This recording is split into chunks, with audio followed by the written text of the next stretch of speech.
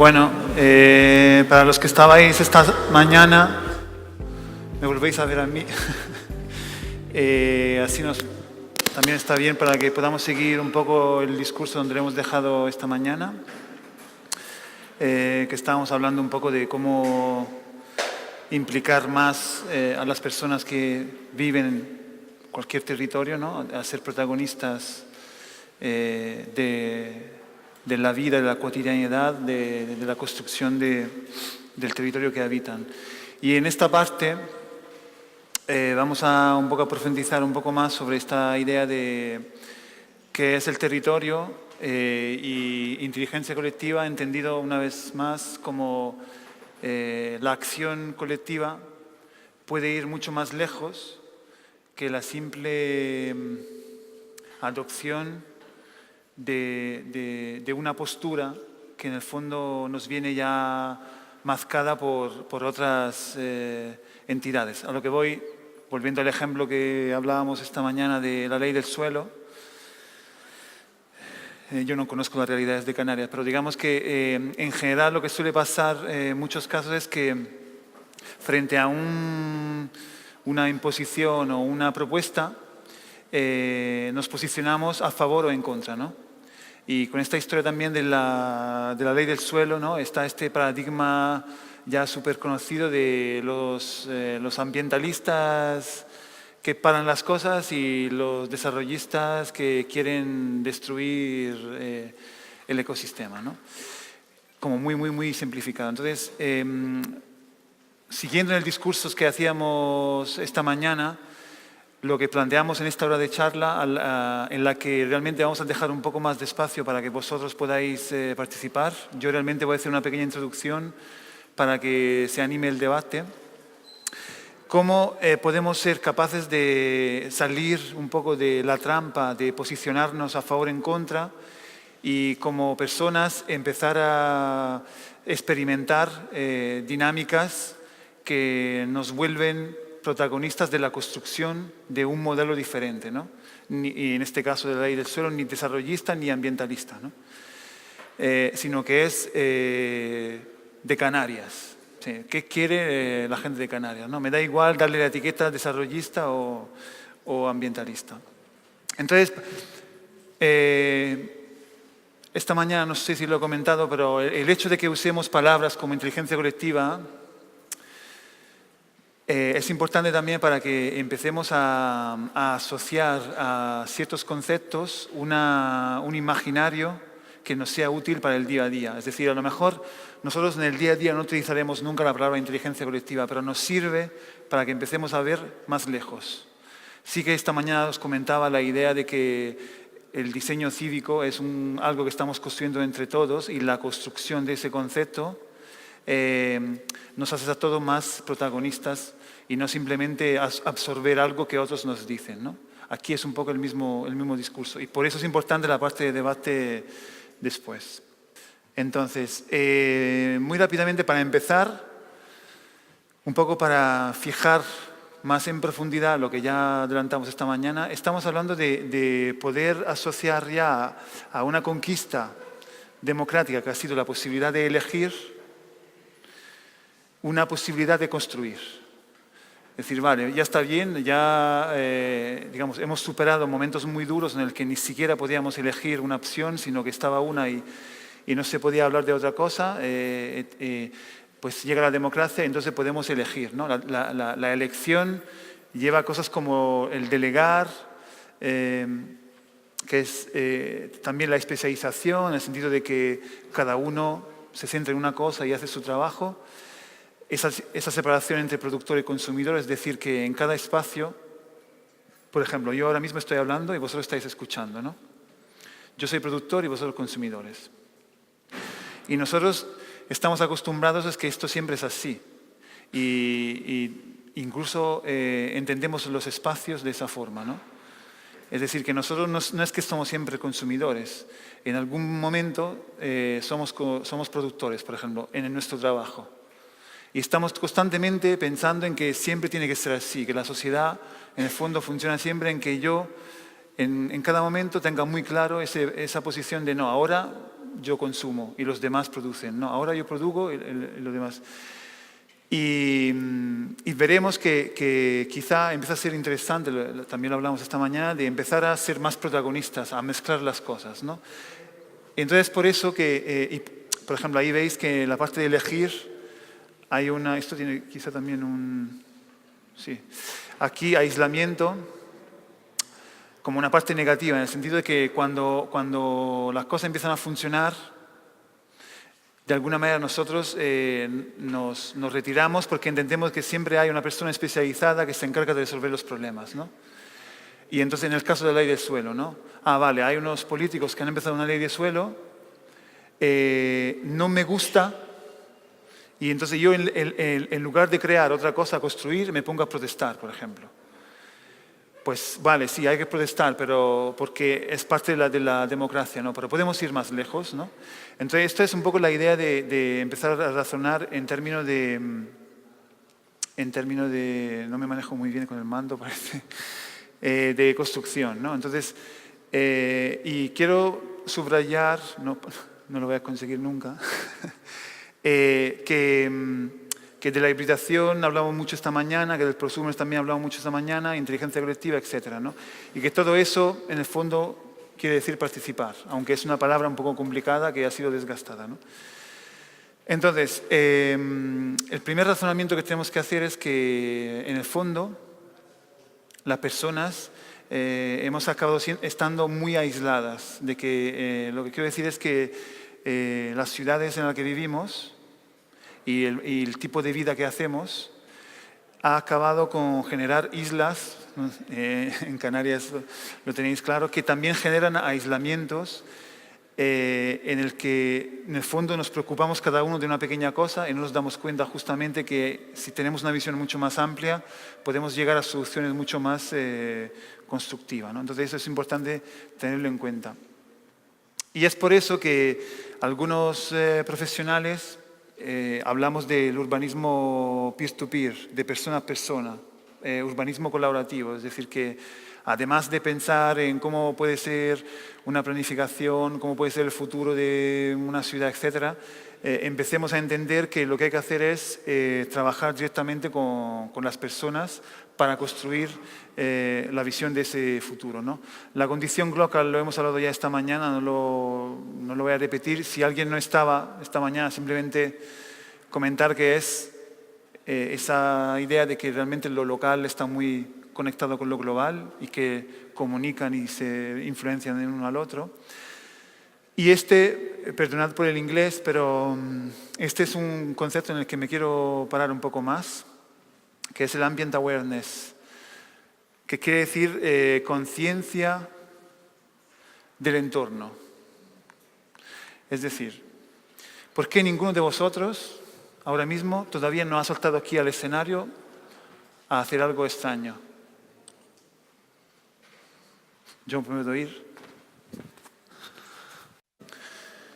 Estamos acostumbrados a adaptarnos al contexto. Si el contexto habla, nos dice qué es lo que podemos hacer y lo que es lo que no podemos hacer. ¿Qué sería lo normal y qué sería lo no normal, ¿no? Y depende de cómo nosotros interpretamos y conocemos lo que nos rodea. Entonces, ahora mismo yo entro aquí, veo un escenario, veo una pantalla, veo un tipo que está hablando por ahí, algo me dice que no es normal si yo me sumo y voy ahí a hacer cosas, ¿no? Entonces, esto nos influencia mucho en la manera que nosotros tenemos de vivir la ciudad, mi calle, mi plaza. Si yo, en el fondo, hago lo que hacen los demás. Pero hay una cosa que teníamos antes, que hemos perdido, que era muy potente, que nos permitía ir más en profundidad, que es la conciencia de cómo están los demás. Es decir, que nosotros ahora mismo lo que nos pasa es que no sabemos cómo están las personas. Es decir, y aquí os cuento una anécdota para que me pueda explicar mejor. Yo estuve viviendo en París, os comentaba antes, entonces un día me estaba escuchando la radio y oigo un anuncio. Esto era en 2002. Yo he vivido en París 2 veces, en 2002 y el año pasado. Entonces escucho la radio, era el 2003, perdón, y hacía mucho calor. Y entonces la radio decía, si tenéis personas mayores que viven al lado de vuestra puerta, haced un esfuerzo y comprobad que esa persona sigue viva. Anuncio de la radio. ¿Qué quiere decir? Que en el fondo, es un caso, vamos, también un poco extremo de París, que es una ciudad, una metrópoli, etcétera. ¿Qué ocurre? Que ninguno de las personas, si yo vivo en un edificio y no tengo ninguna idea de quién vive al lado de mi puerta, no hay ningún tipo de relación. Entonces yo no tengo conciencia de quiénes son los que viven a mi alrededor y de cómo están, y entonces si están bien, si están mal. Y si no tengo eso, en ningún momento se me puede ocurrir hacer cosas con ellos. Si yo no tengo esa conexión, un mínimo de empatía, un mínimo de conexión, no puedo hacer cosas con ellos. Son básicamente extraños, ¿no? Y luego lo que acaba siendo también, en cierta medida, eso, que en el fondo los otros acaba siendo un problema. ¿Sabes? Como hace ruido el vecino, ¿no? Es que por la noche se queda hasta tarde o no sé. Y en ningún momento se le ve como una oportunidad de que no, juntos podemos vivir mejor. Entonces, ¿qué ocurre? Que en lo que es la vida de barrio, sin embargo, nosotros nos conocemos porque a lo mejor muchas personas hemos vivido en el mismo territorio durante muchos años. Y ese conocerse es muy importante porque genera una solidaridad social que si no nos conocemos no se puede generar. Entonces, este concepto es muy importante porque a mí me parece que muchas veces cuando hablamos de territorio, de urbanismo, nos olvidamos de ese carácter humano, y es un carácter humano muy obvio y muy banal que consiste justamente en esa conexión entre las personas, ¿no? Entonces podemos estar haciendo planes, historias, etc. Y nos olvidamos de esto. Sin embargo, no es suficiente. Sí, no es suficiente conocernos entre vecinos, sino lo que es importante es tener la capacidad de generar procesos de corresponsabilidad. Por eso os comentaba antes la diferencia entre elegir y construir. Cuando tú construyes algo, lo sientes más tuyo y te haces más responsable de él. El caso que os comentaba esta mañana de la plaza de Campo de Cebada en Madrid es lo que ocurre, ¿no? Las personas que participan de esa construcción lo sienten suyo y lo cuidan. Los que simplemente lo han conseguido como una especie de regalo que otros han construido, van allí y lo usan y no limpian y lo descuidan porque no han vivido esa parte de construcción juntas, ¿no? Entonces, la corresponsabilidad es importante porque nos pone frente al territorio que habitamos en otra perspectiva, que no es simplemente la perspectiva de decir protesto o demando, sino que en la perspectiva yo me implico y transformo y construyo, ¿sí? Yo en primera persona, ¿no?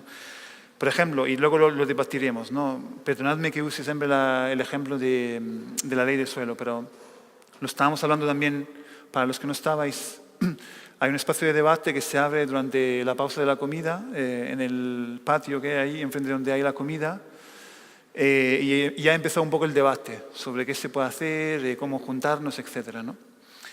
Entonces, es importante que frente a una realidad que ya existe, en lugar de juntarnos para enfrentarnos a, pongamos, un posible enemigo, a lo mejor a algunos les gusta también la ley esa, es interesante pensar cómo aprovechar la ocasión para que sea algo mediático del momento, todo el mundo habla de eso, para que nos juntemos las personas que pensamos diferentemente. Y en lugar de simplemente protestar, construir una nueva manera de entender Canarias, ¿no? Porque una ley del suelo es muy importante porque en el fondo te está condicionando la manera que tú puedes tener de vivir el territorio y de cómo algunos se pueden aprovechar de un valor, de un procomún, hablamos de esta mañana, que es de todos. Esto es posible cuando conseguimos lo que yo llamo la conciencia de red. ¿Qué quiere decir esto? Que nosotros estamos acostumbrados a pensar en grupos. Entonces un grupo se junta y de alguna manera intenta alcanzar una propuesta común para cualquier tipo de proyecto, ¿no? Estoy hablando incluso de cuando queremos crear algo juntos. Unos vecinos se juntan, un grupo de amigos, lo que sea, un grupo de profesionales, etc.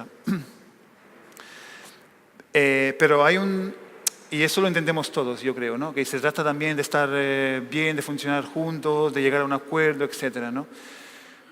Lo que estamos empezando a experimentar ahora es la capacidad de funcionar en red, que es un poco diferente.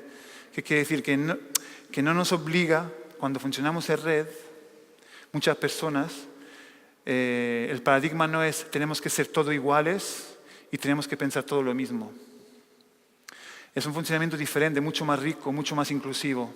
Esta mañana Cristian hablaba de inclusividad.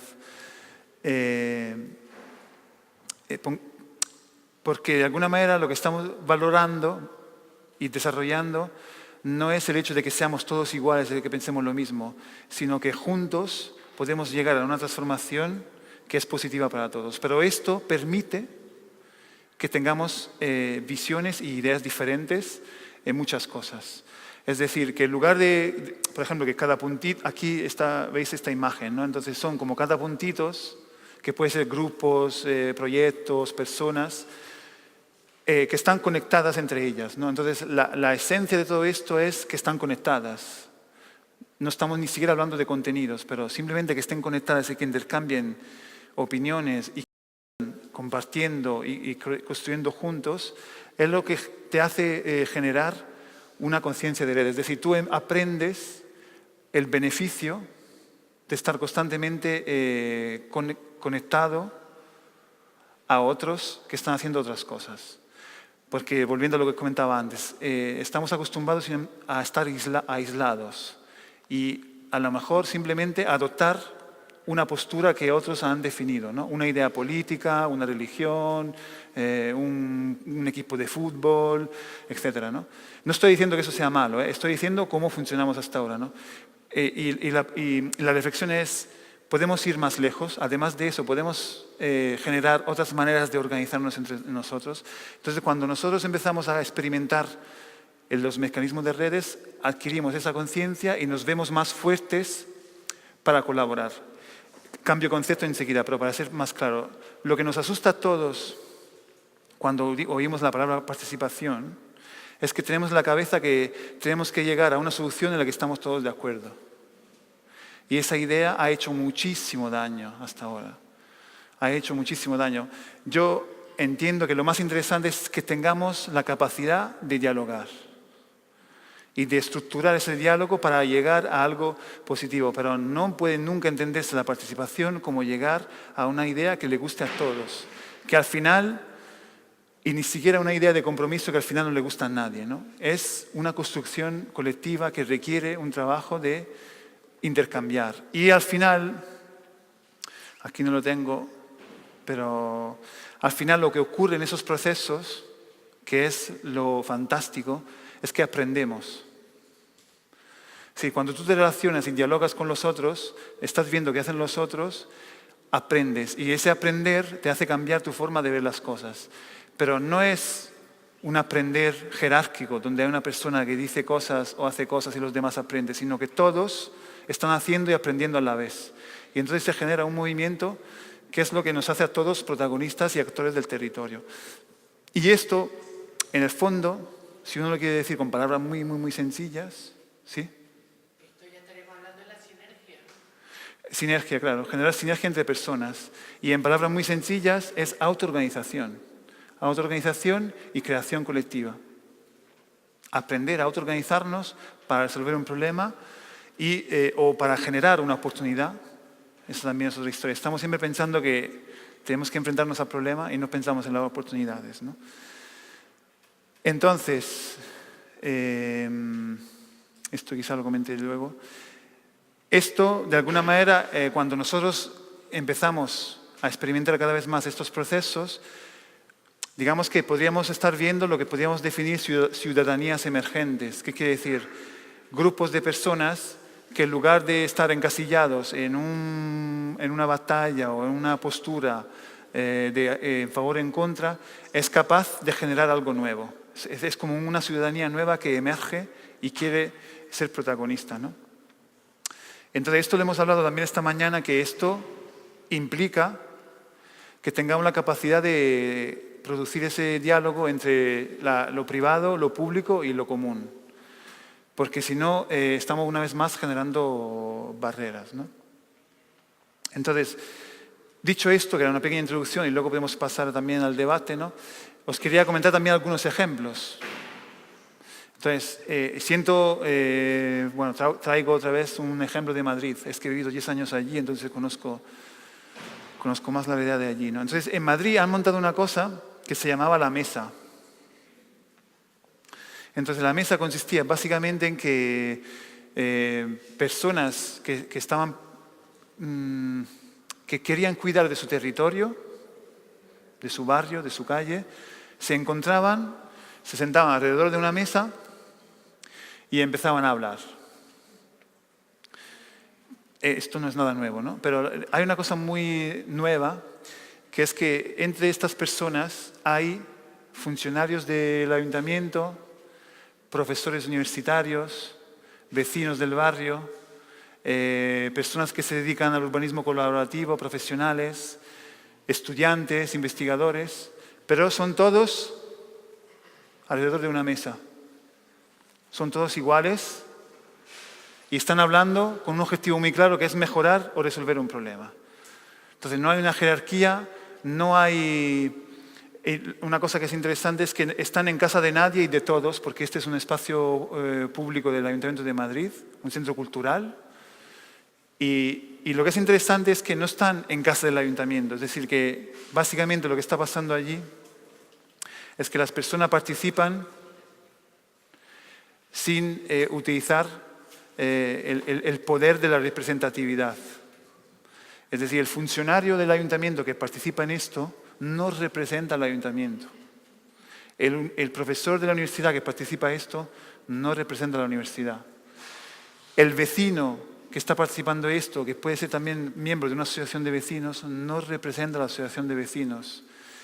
Y así todo. Los profesionales son personas que viven el territorio y quieren hablar y compartir, sin tener por detrás esta historia de que tú representas a alguien y que falsea siempre un poco todo, ¿no? Entonces, lo que es interesante es que esto, cuando tú sales de lo formal y de lo representativo, el intercambio es mucho más fácil, simple. Y aquí yo he visto una escena que creo que explica bien de lo que hablo, es que unos vecinos querían montar un huerto urbano. Entonces, van a esta mesa. Y empiezan a explicar, no, nosotros somos de este barrio, hay un solar allí, pensamos que podemos montar un huerto urbano, etc., ¿no? Y entonces salen otros vecinos, dicen, sí, nosotros lo hemos hecho, dinos qué problemas tienes, qué necesitas, y nosotros te asesoramos. Y los otros, bueno, no sabemos cómo empezar, bueno, qué plantas, qué pasos, qué tal. Los otros vecinos, haz esto, haz este otro, utiliza primero esta planta, tal. Y luego la pregunta, bueno, pero a nivel legal, ¿esto cómo va? Y los funcionarios del ayuntamiento, bueno, eso realmente ahora mismo es alegal. No es ilegal, es alegal. Es decir, que no está reglamentado. Y dicen, si tú haces esta cosa, va a llegar la policía. Si te quedas hasta aquí, nadie te va a decir nada. Nosotros, mientras tanto, estamos aprobando un nuevo reglamento sobre los huertos urbanos. Este simple comentario vale muchísimo y nunca lo tendrías si vas al ayuntamiento. Un funcionario nunca te puede decir una cosa de ese tipo. Pero ese funcionario es una persona. Y es una persona que quiere que las cosas mejoren y no quiere que esté asociada al ayuntamiento, que ese es el otro problema, ¿no? Siempre vemos las cosas en bloque. Tú eres funcionario y eres de este partido, de este otro, tal y cual. No, realmente no es tan así.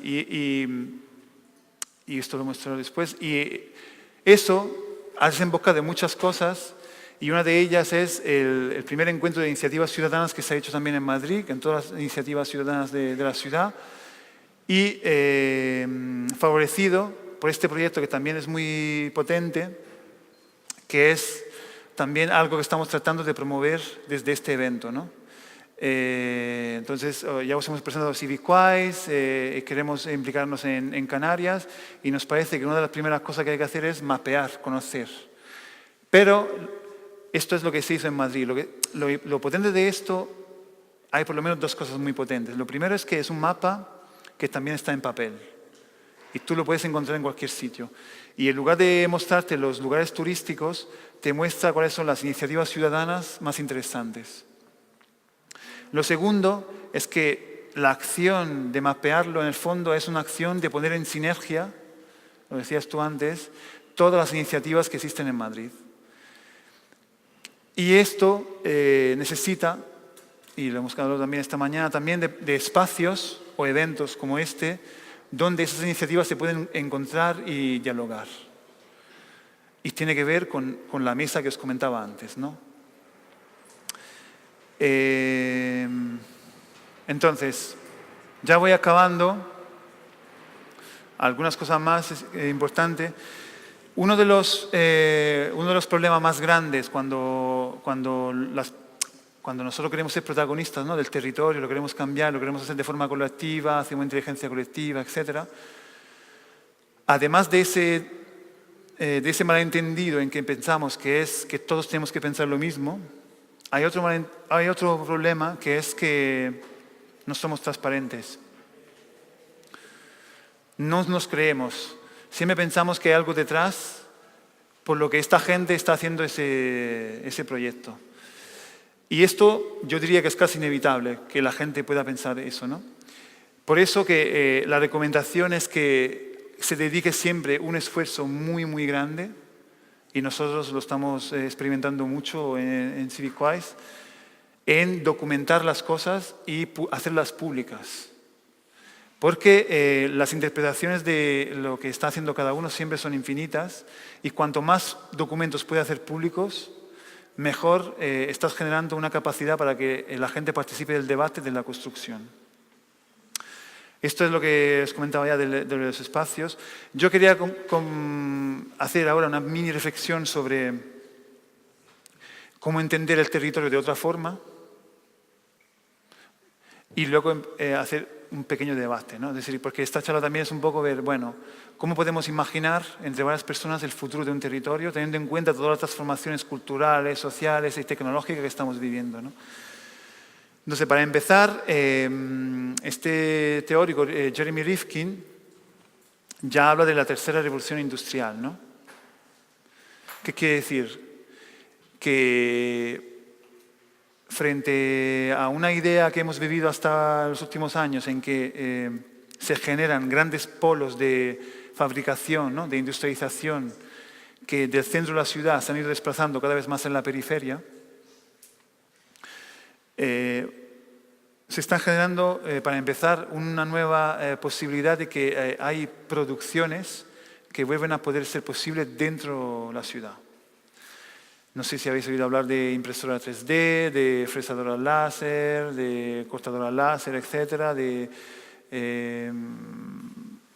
los Fab Labs.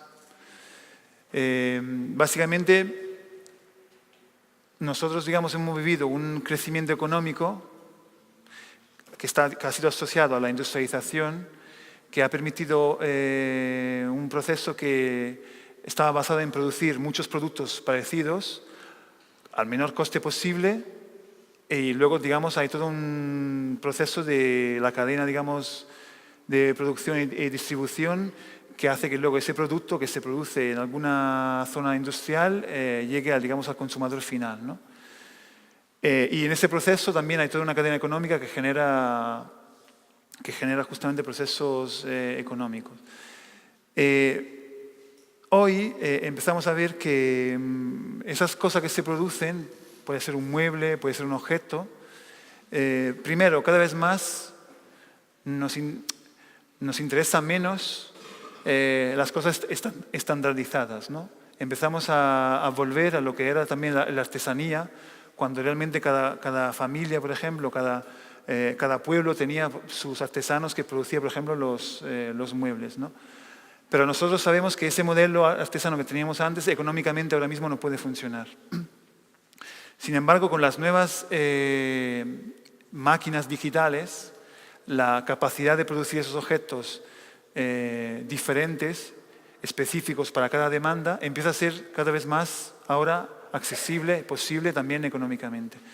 Entonces, de alguna manera, lo que estamos empezando a hacer es, las personas intercambiamos la información, es decir, un diseño de cómo es un mueble, intercambiamos el conocimiento y los objetos los producimos cada vez más cerca de casa. Es decir, hasta ahora lo que ha pasado era que no compartíamos conocimiento y los objetos se producían a saber dónde y veíamos objetos viajando por el mundo de un lado para otro sin aprovechar el hecho de que podemos producir ese objeto a lo mejor a 100 kilómetros o a 50 kilómetros de casa, ¿no? No hace falta que llegue desde Suecia.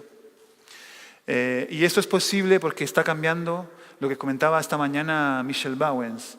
Es posible porque poco a poco estamos cambiando de actitud y estamos valorando mucho el hecho de que compartimos el conocimiento y lo que hay simplemente es, una vez que tenemos el conocimiento, producirlo allá donde estamos. Y eso, digamos, resumiendo mucho, son lo que está ocurriendo con los Fab Labs, esta idea que dice Jeremy Rifkin de la tercera revolución industrial, donde somos capaces de hacer ese tipo de proceso. Eso tiene en cuenta también otro factor, que lo comentábamos también antes, cuando decía que lo global está conectado con lo local, que es que las periferias empiezan a ser menos periferias. Es decir, vosotros estáis en un archipiélago, son unas islas. Cuando estás en unas islas te acostumbran, incluso desde que naces, a pensar que estás lejos. Vosotros. Y si fuera al revés, si los que están lejos son los demás, no vosotros. Sí,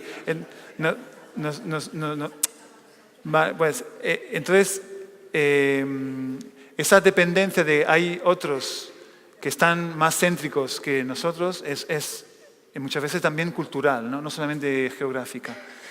Y en este tipo de procesos empezamos a ver cómo realmente, incluso en una isla, tú puedes producir directamente tú cosas que antes se producían muy lejos, ¿no? Entonces, esa dependencia de periferia-centro empieza a cambiar. Y esto es muy importante porque si tú lo asocias a la calidad de vida que puedes tener, territorios como Canarias, de repente, pueden tener otra visión completamente diferente, donde el turismo no tiene por qué ser la primera industria. Porque yo, y os lo comentaba esta mañana, yo si estoy aquí, estoy desarrollando un proyecto, aquí en Canarias, ¿no? ¿Por qué estoy aquí? Porque aquí se vive bien, porque el proyecto me gusta, la gente me encanta y estoy aquí. ¿Soy un turista? No lo sé. ¿Soy un obrero? No lo sé. ¿Qué soy? Lo real es que estoy aquí porque me gusta esto que hay aquí para trabajar con la gente de aquí. Pero yo no soy de aquí. Esto parece un chiste, pero esta es la realidad, ¿no? Y eso es posible por un montón de razones, porque ha habido internet, porque ha habido este tipo de procesos, porque la cultura está cambiando poco a poco, etc., ¿no? Entonces, volviendo a la otra cosa, entonces, esto es importante, si os recordáis, ¿no? Hemos partido de la ley del suelo, ¿no? Porque frente a una problemática, nosotros a veces estamos acostumbrados a posicionarnos en función de un imaginario que es lo que ya conocemos, que es el imaginario industrial, el imaginario del turismo, el imaginario del desarrollismo, lo que tú quieras, enfrentado al ambientalismo, la naturaleza, etcétera, etcétera, etcétera, ¿no? Pero realmente se están desarrollando nuevas maneras de producir economía que generan valor en el territorio en el que se desarrollan. Entonces, nosotros estamos trabajando mucho en el concepto de economía cívica.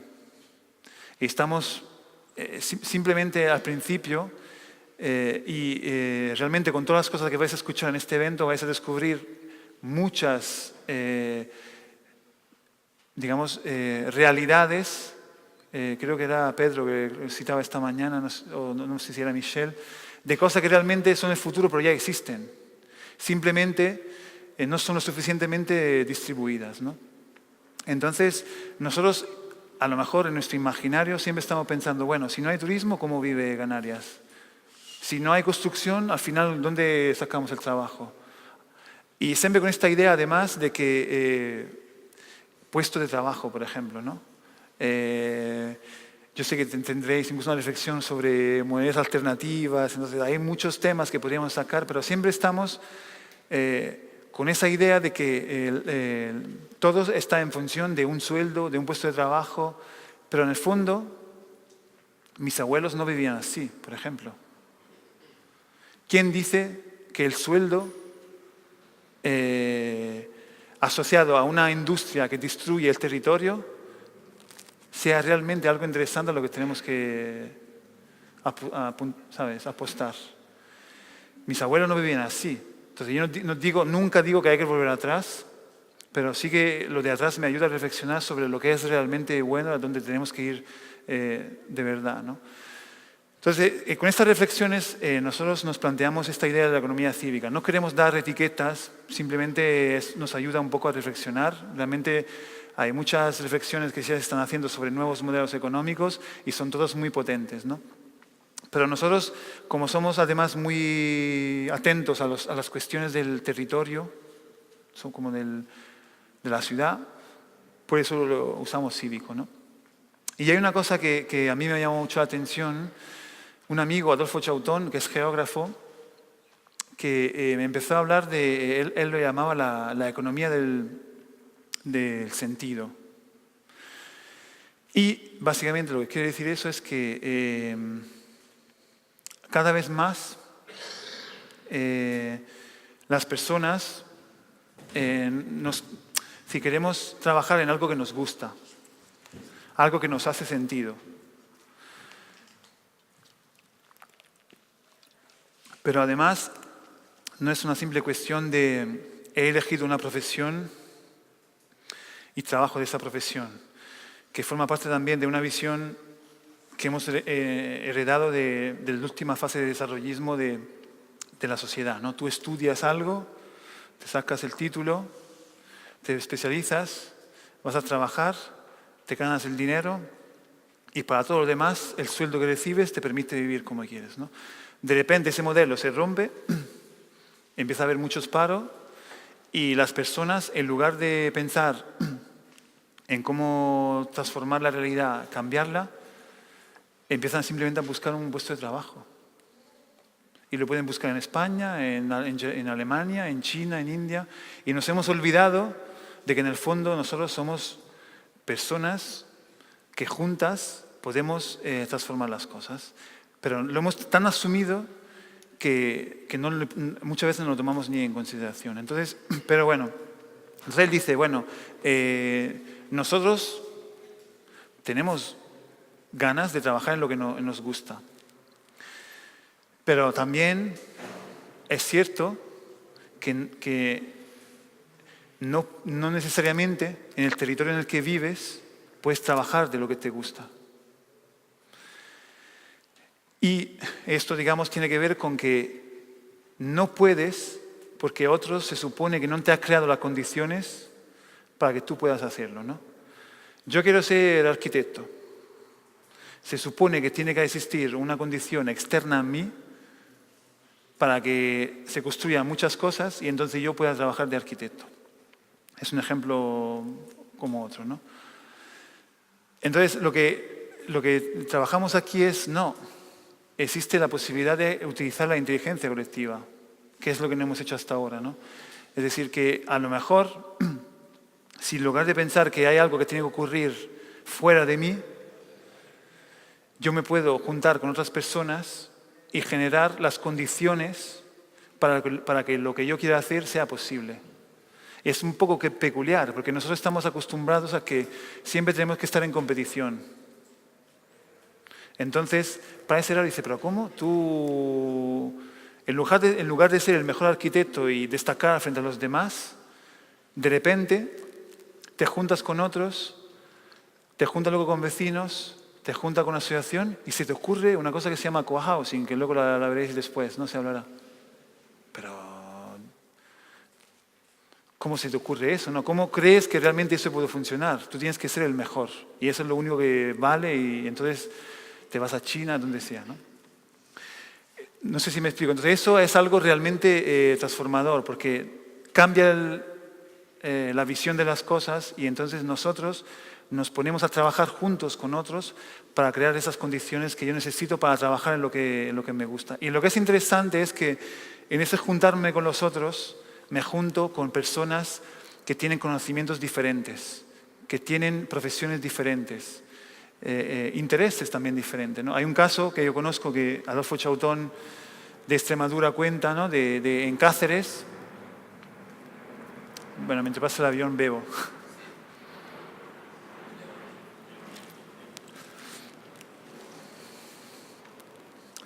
Entonces en Cáceres lo que están haciendo es, dice, dos chicas quieren montar un horno ecológico, ético, con productos locales, etcétera, ¿no? Dice, bueno, pero estoy en Cáceres, ¿dónde voy a buscar un productor local de harina que hace que yo realmente pueda hacer este pan local?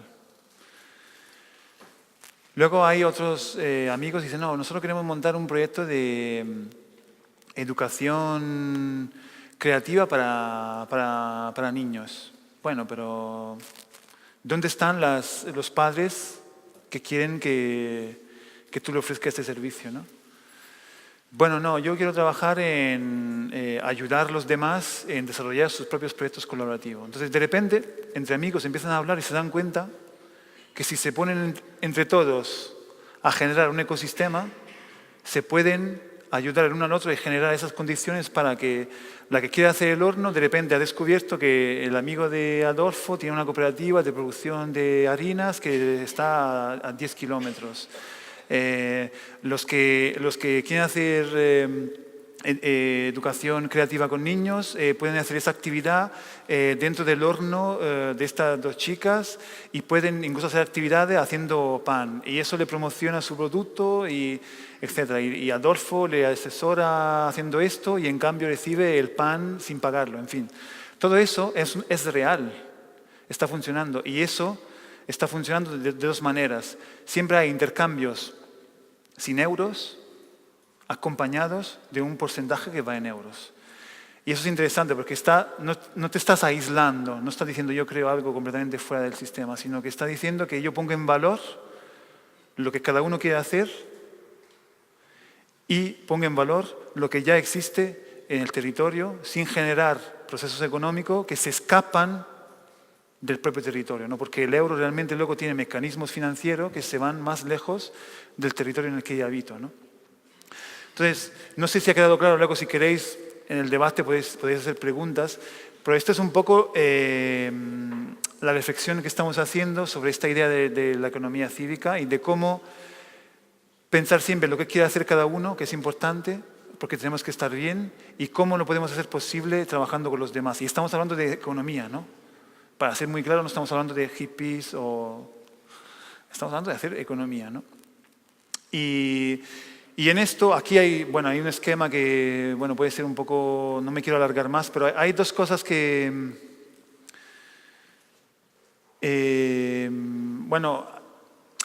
una cosa sí que os quiero comentar que me parece interesante, porque insisto siempre en el mismo, así me aseguro que por lo menos un concepto ha quedado claro, que es lo local, que es que lo que está pasando allí, en este caso en Extremadura, es posible porque entran en juego también actores y conocimientos que se están generando fuera de Extremadura. Yo insisto mucho en eso, porque a veces pasamos de un extremo a otro, ¿no? Como lo global ha hecho tanto daño, ahora todo tiene que ser súper, yo personalmente no lo creo, súper, hiper local y nos olvidamos de lo que está al lado, ¿no? Antes en el debate que había en el Agorá, ahí en el patio, también alguien lo decía, me parecía súper cierto, para resolver los problemas de un barrio hay que tener en cuenta los problemas del otro barrio. Si no, resolvemos uno y creamos daños en otro, ¿no? Entonces, no nos olvidemos de eso. Es decir, que entonces, en este discurso lo que se propone es que localmente es importante que la gente esté conectada y genere ese espacio de creación colectiva que genera esa economía, pero esto se beneficia mucho de cosas que están ocurriendo fuera de ese territorio, ¿no? Sea en cuanto a experimentación y conocimiento, sea en otros casos en términos de mercado. Un ejemplo para entendernos. Un amigo hace página web y vive en la sierra, en los Pirineos franceses. Y está implicado en todo este tipo de proyectos. Pero su dinero en euros le llega de hacer un producto que realmente está vendiendo por Internet en todo el mundo. Y luego tiene un intercambio de panes, de gallinas, no sé qué, con el entorno más local, ¿no? Entonces las dos cosas se complementan. Y esto también es un ejemplo que creo que nos puede ayudar a pensar en que cuando nos enfrentamos a una visión de territorio de futuro, una vez más la ley del suelo, tenemos que también tener en cuenta en que la sociedad está cambiando, que a lo mejor en 5 años, en 10 años, las cosas van por otro lado. Y nosotros estamos legislando y también, entre comillas, quizá protestando, teniendo en cuenta lo que realmente existía antes, no lo que está por llegar. Entonces, realmente hacemos el doble de daño, ¿no? Yo creo que lo dejaría aquí, porque sí, yo dejaría aquí.